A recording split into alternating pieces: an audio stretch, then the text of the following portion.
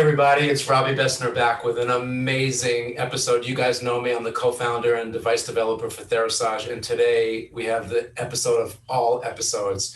Dr. Barry Smeltzer is with us, and I know Barry personally and his family, and I've had the pleasure of actually being out overseas in Beijing with him at an amazing conference, but we met at an autism conference in Chicago. I think so. I think it was Chicago a bunch of years ago.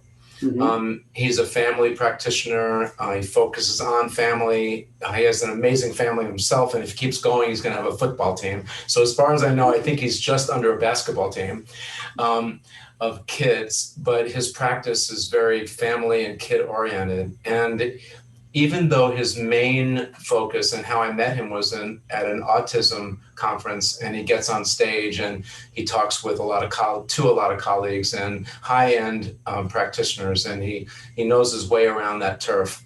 There's a strong parallel between the autistic family dynamic and children and people on the spectrum, and the Lyme family dynamic, and of course, Lyme patients that are on the full spectrum of could be debilitated all the way to functioning and having episodes every so often. And so because he dives really deep into his own medical practice and his own journey, I want to bring Dr. Smeltzer on, Dr. Barry, I'll call him for today.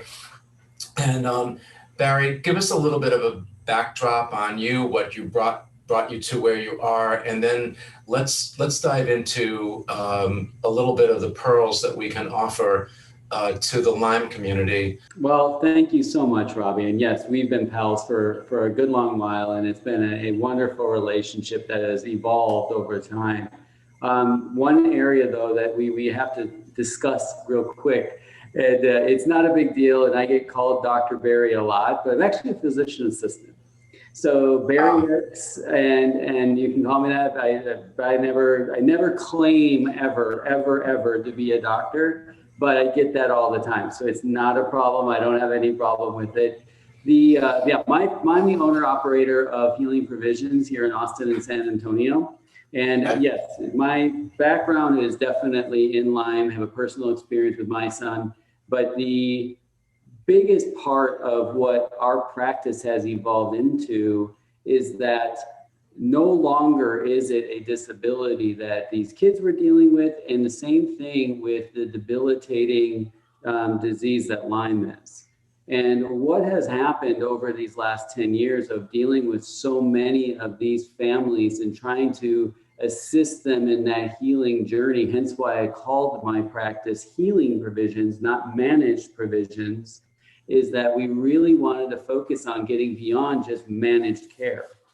That's kind of the whole purpose of this type of treatment and this type of medicine, is that it goes way beyond just treating your sickness. It goes to how do we get your body into a state that it actually can start healing again. And that encompasses so much of what you do, Robbie, in regards to all the different aspects of healing, not just the detoxification, which is where Therasage just makes such a huge difference.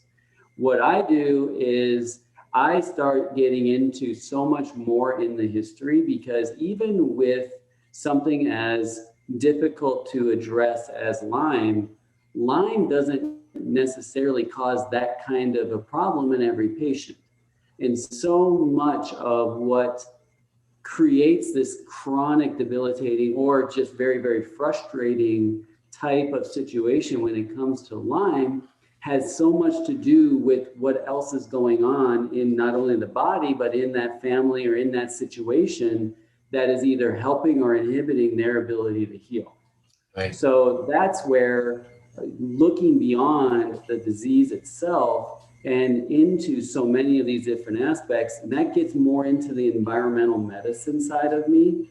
And that's where I'm so proud to be a fellow of the American Academy of Environmental Medicine, because they truly are what ushered me into understanding that everything affects everything.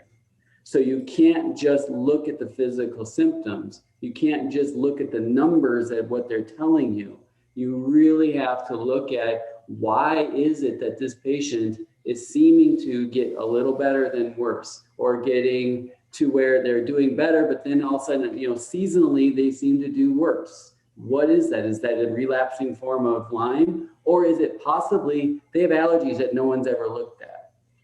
Is it because they have a critically, immune deficient because of Lyme? Or is it that they have 4 other different types of viral infections that no one's looking at because they're simply concentrating on the Borrelia along with the so-called co-infections of all the different tick-borne diseases? So there's so many other areas that may not directly be connected to Lyme, but really kind of are the wild cards on how to then get them over that hump to go from managed sickness to healing and actual wellness. Wow, that's so powerful.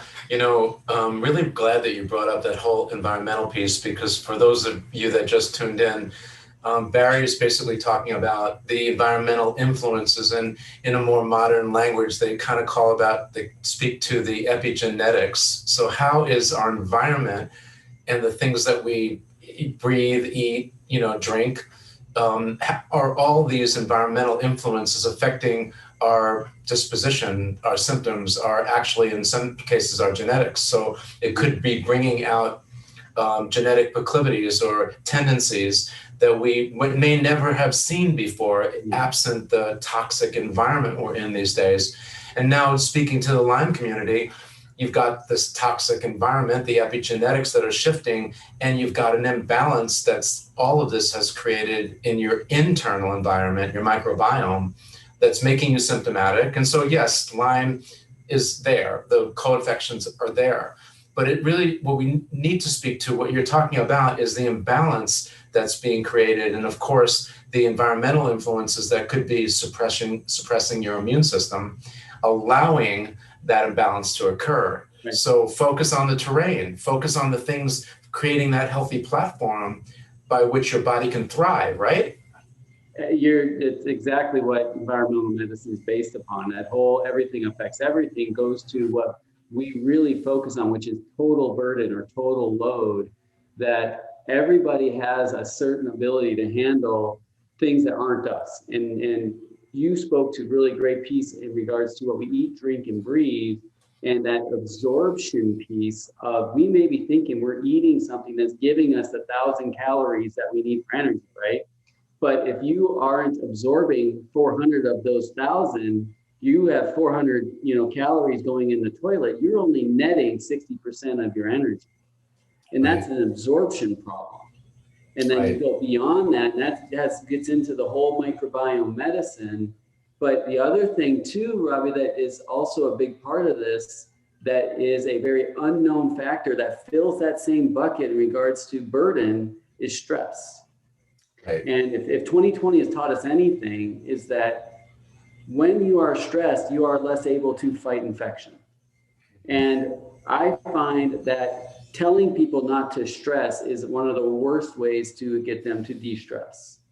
And one of the things that's been most powerful ability to de-stress is education. It's starting to give them the details, starting to talk to them about all these different possibilities that are things that maybe either haven't been looked at all or just haven't been evaluated to any degree, and saying those could connect to what is creating the symptoms that you are so desperately wanting answers to. We start identifying some of those, working with our patients, becoming that kind of partners in crime, investigating. And what it really does is it brings that positive outlook, because everyone has basically said you're hopeless. We tell them 5 or 6 different ways that no one's even looked at, so that hope starts to creep back in. Right. That positivity starts to creep back in. And believe it or not, you know this, but that's a treatment. Oh my goodness. And that is a powerful treatment. It's no different why people of faith tend to heal better. They always have that, no, I know that I'm going to be okay. And those 2 areas alone, just educating them on there's a possibility of all these other things you just brought up, and then actually evaluating how much they're actually absorbing. Because we always talk about, with Lyme in general, fatigue's a massive issue. And we always blame the disease. But what if the disease was simply a part that was draining that bucket a little bit, but you weren't filling it but 50% full? Now you're at 40% because of the 10% that's the actual disease, and you're blaming it on that, when in actuality, there's no way you're healing when you're only getting 50% of what you're eating. Right. That's a good point. Nutritional absorption, potentiating nutrition into the body is so important. Like I see it because people, like I've got pill fatigue. And so basically recently I've kind of shifted most of my supplementation into a liquid format because it's more easily absorbable, or I look for formulations that are not just the right kind of supplement, but also that are energetically balanced for my body, so that so that you're talking the same language, apples and apples, and many of the synthetic supplements and medications that are available, they look the same under a microscope, but they don't act the same the way the body receives them. And that could make the difference between sort of a moderate result or absorption or an optimal result and absorption. And so I think that that's sort of key. But, I love this topic about stress, and I really want, like, here I am, I'm so stressed out. I'm in sympathetic dominance. I'm at the end of, the end of my rope, or at the edge of my chair, and I'm very anxious. And certainly COVID has dialed that up quite a bit, being confined. And so what kind of things do you recommend to your, in your practice to patients, to sort of simple ways to just sort of de-stress? What would you recommend? First thing we do, it sounds kind of, you would think, well, doesn't make much sense, but we actually dig into empowerment and get out of, this is something that's happening to me, and man, I just, I don't know what to do. Because when you don't have control, you have no power. And when we start to investigate this and we give them that, hey, we're going to start to get somewhere with this, and we're going to start to do the type of investigation that unravels some of this 1,000-piece puzzle that you have no picture to try and put together. And we're saying, hey, we're going to start putting that picture up a little bit, so it's still complex, but man, we got a fighting chance to actually put it together.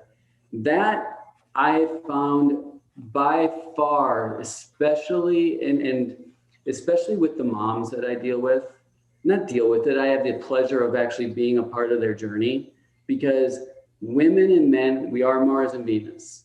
Men, we definitely are much more on the results. Hey, I don't care how you get me better, Barry, just get me better. For the moms especially, but women in general, they don't just want to get better. They want to know why they're getting better. They want to know if this is something that could happen again down the road. They want to know if this could affect their children. Could it affect their grandchildren? Could this be something that gets into their community? And they need to be able to understand all of that, because they are the caretakers. And I love that difference, because then we can focus on things more, because we're not burdened with all of it, but they're the glue that holds that all together. That gets back to your idea of family dynamic. And that education piece, knowing the difference between the two, you don't waste time on one, and you make sure you educate and they understand on the other. And that really brings a little bit more of that confidence, which in turn turns into they trust their intuition again.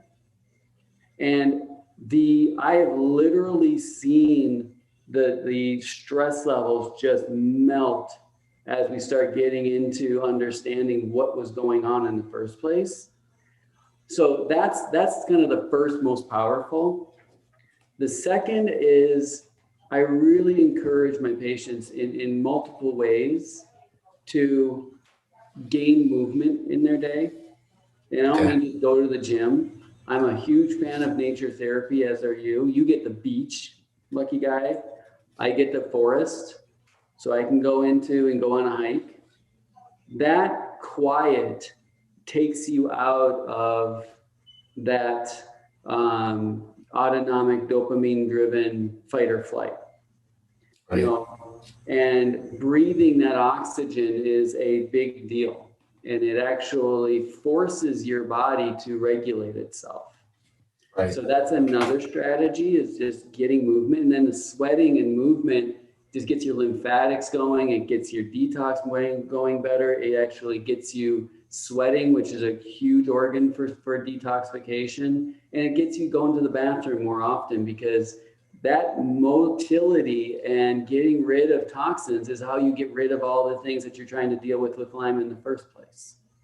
Right. So it has a physical benefit in addition to the psychological and mental and spiritual benefits. And that's kind of environmental medicine in a nutshell, is we never do it for one reason. We always understand that if you do this to help the physical, you've got the psychological and emotional benefits of it that allows it to even be more powerful from a physical standpoint.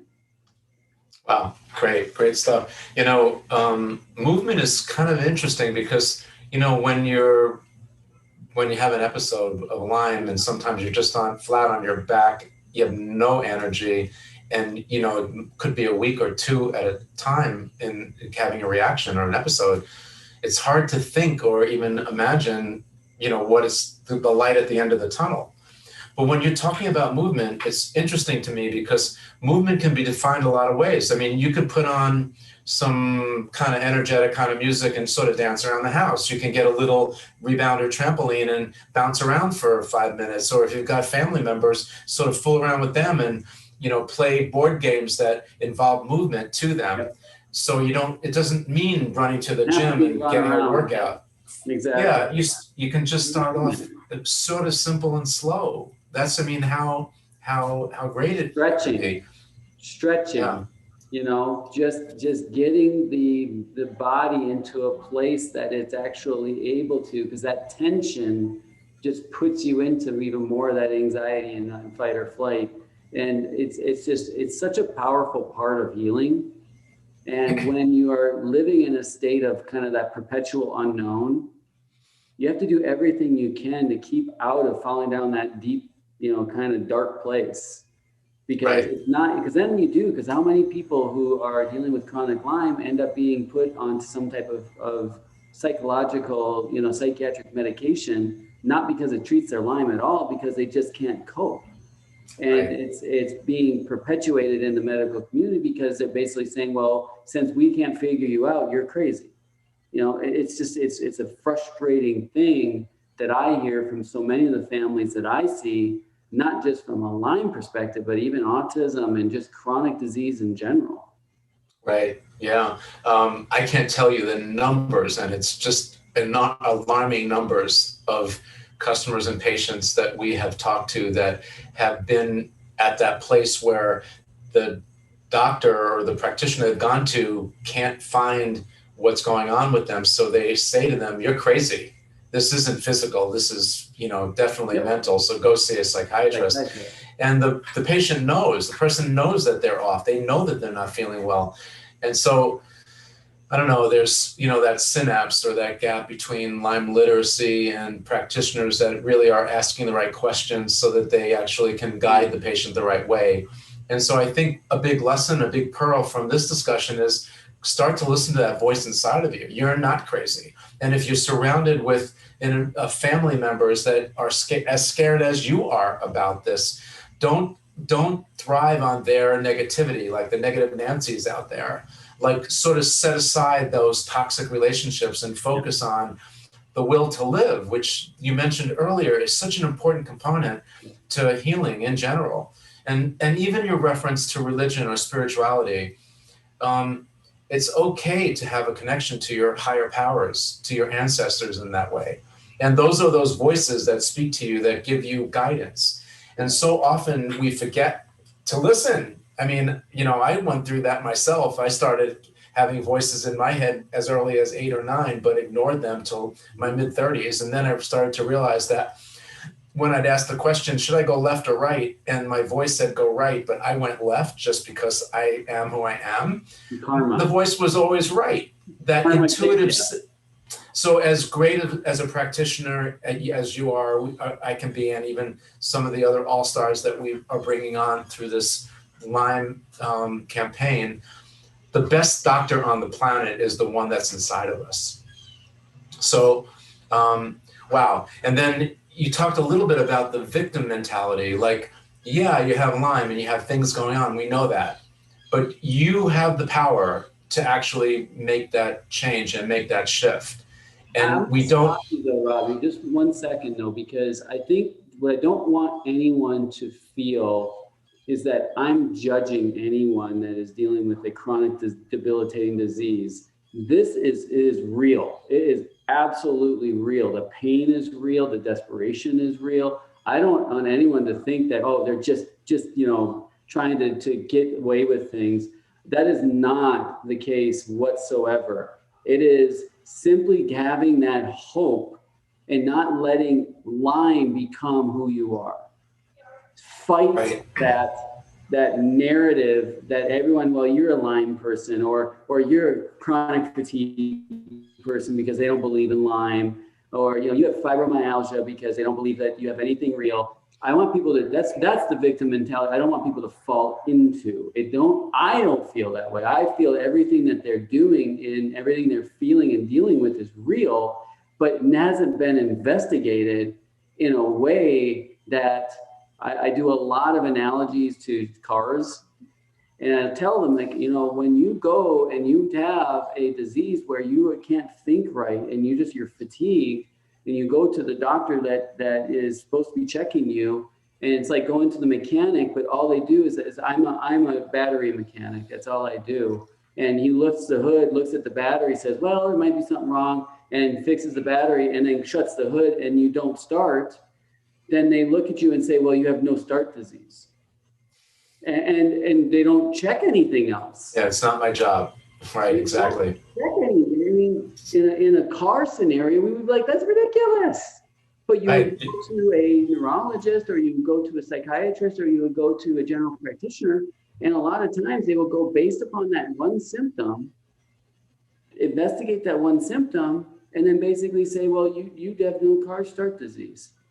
Right. That is just so disheartening and so crushing to the morality of a person. Like, they're basically told that you're on your own. Yeah. And then you have family members who don't know what to do, so they're just trying to cope. So they're like, well, you're a Lyme person, so you're just one of those. And you feel crazy. Right. I want people feeling much more on the opposite of, I know that this is real, and I am waiting and hoping and dealing and trying to fight to have people who understand all of the balls that need to be juggling at all times to understand, to put those pieces into a puzzle that actually has a picture. So I'm sorry, I just want to make sure that was. No, I got that. And I'm really glad that you clarified that, because, it is easy to get shut down and shut out. And as it is, you're not feeling well and probably not thinking that clearly anyway. But when you've got someone that's supposed to know what they're doing telling you that you're crazy, or they aren't really addressing you and your personal needs, then it's time to find someone that will listen to you, and don't stop until you do. Yeah. That's some really powerful advice. It's the advocating you need. Yeah. Wow, Barry, this is amazing. We only have a few minutes left, and you've really told us so many things that are important, foundational, primal things that are important. I should have started with this. If you want to get a hold of Barry, you can go to his website, but we're going to have a banner anyway, which is www.healingprovisions.net. It's not .org and .com, it's .net. Or you can write an email to his group, which would be info@healingprovisions.net. So, Barry Smeltzer and his practice, they are heart-centered, they do amazing work. And he's really someone to check out, all you guys out there, if you're interested to know more. So before we finish up, it's a strange time with COVID now. We're sort of seeing a little more light at the end of the tunnel. Are there a few more things that you want to share with the Lyme community that might give them inspiration or give them a little bit more direction before we're done today? It's a scary time for people, and I don't necessarily mean because of what the virus is bringing, but more of what the loss of freedoms are.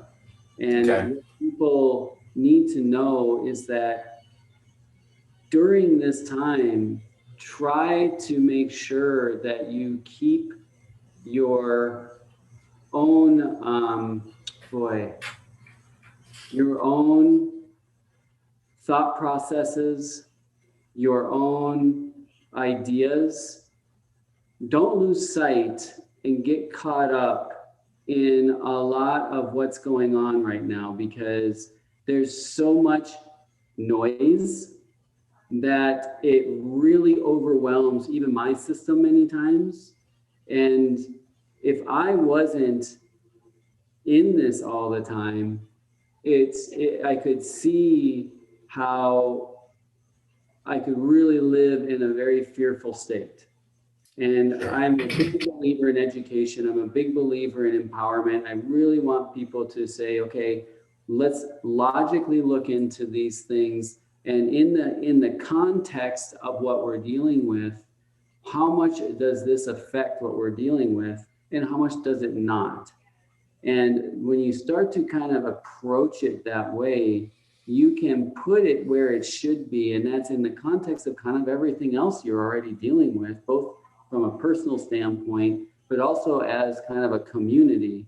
That I tell my families that, you know, we've done so much to prepare from a standpoint of, you know, healthy living, immune support, reducing toxic exposure, reducing, stress exposure. That I kind of said, hey, man, we were prepping for COVID for a long time. Right. And that really is comforting to so many of our families, because they then feel like they already have a defense up.